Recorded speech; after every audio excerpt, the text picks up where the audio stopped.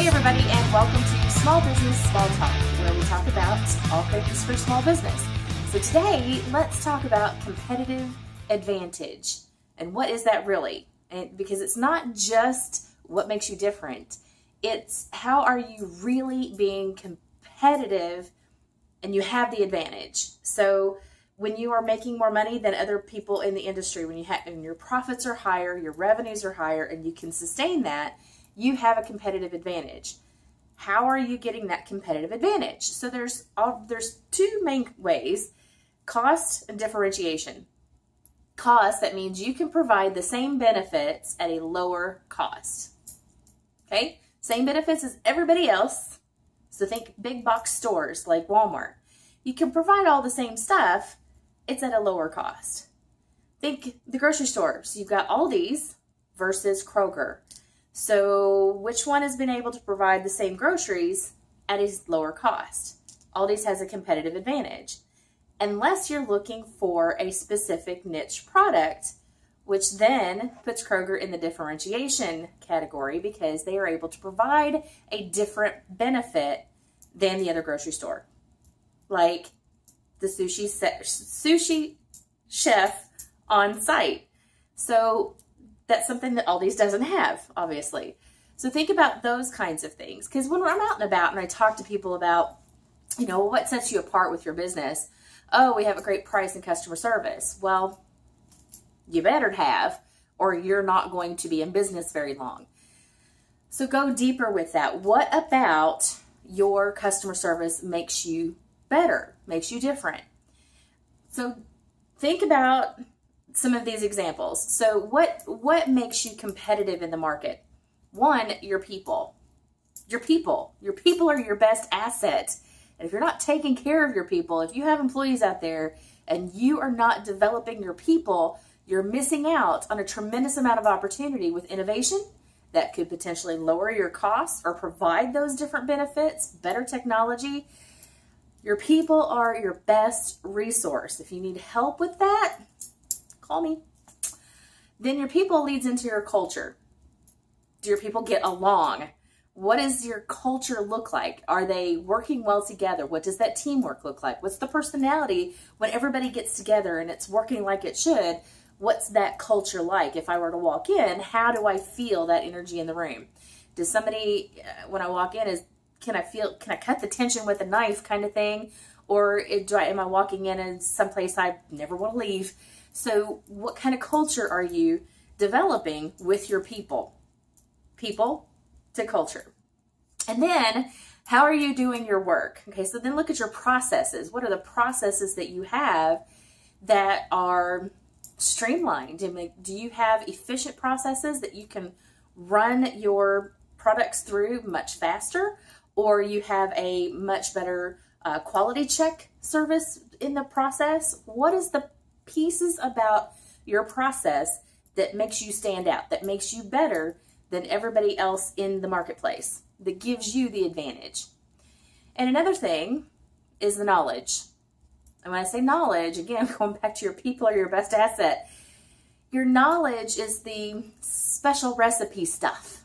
Okay, so you have that thing about that, the intellectual property piece of your business that nobody else knows. And you can't find that stuff on the internet. Like, you can't just Google that and it pop up.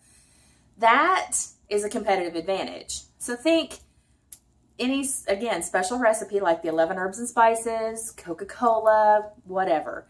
Think of that. That is a competitive advantage.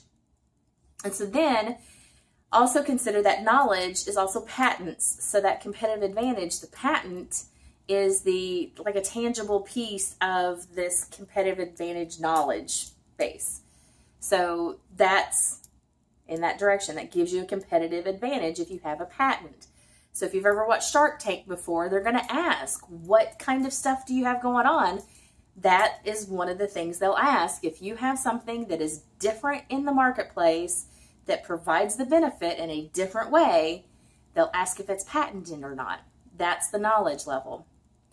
Another thing is technology. So it's kind of wrapping it all together is what technology sets you apart from your competitors? What technology are you using? You know, I have a friend that's starting a hot dog cart, and he is using the Square thing. It's a brand new system. Like, everything is bright and shiny, first of all, in this cart. You want that. But he has these crazy recipes that sets him apart. And the system, the process of checkout is different than other carts. So he's already got two things going for him that makes him competitively different.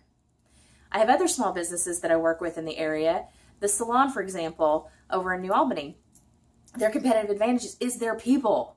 You can't find the people and culture in a salon like that very often. And one of the owners specifically, her name's Julie, we don't know how to duplicate that one. She's just that amazing. When you walk in, everybody treats you like family. You never want to leave because they have all this stuff to make you feel fantastic. But Julie, we can't duplicate her. She is a competitive advantage for that salon. People are great. And then capital. So think about the capital. Think of location whenever it comes to capital. Land on the beach and you want to build a hotel. Hello. You have competitive advantage because you're right there. So think about those things. And when somebody asks you what sets you apart, if you have those things defined as what makes you different, think about your people, your culture, processes, knowledge, technology, and capital. So let me give you an example, because it always helps to have examples, right? So think of Google.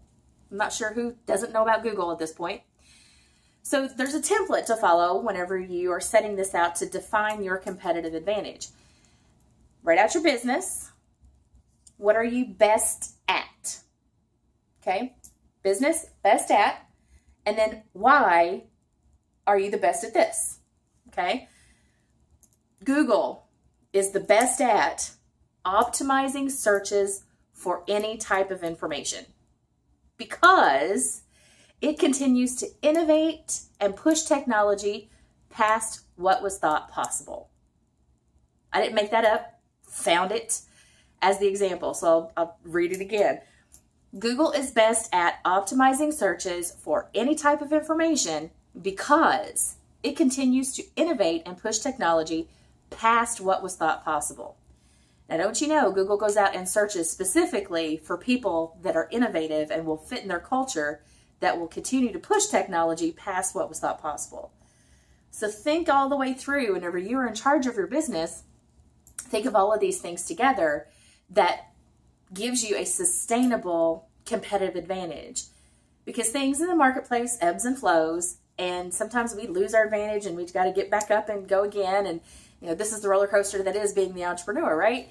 It's a little fun and crazy at the same time.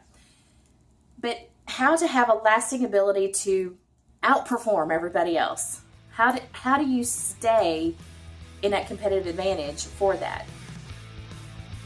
Be intentional. So pay attention to what you're doing and take care of your people, including yourself. So I would love your feedback on these Small Business Small Talks. Everything's going to be leading into a great summit for small business this October, and I would love to hear what you want to talk about with small business. And if any of you out there want to join me for one of these, please let me know, and we will start working out some conversations for Small Business Small Talk. With that, thanks for watching.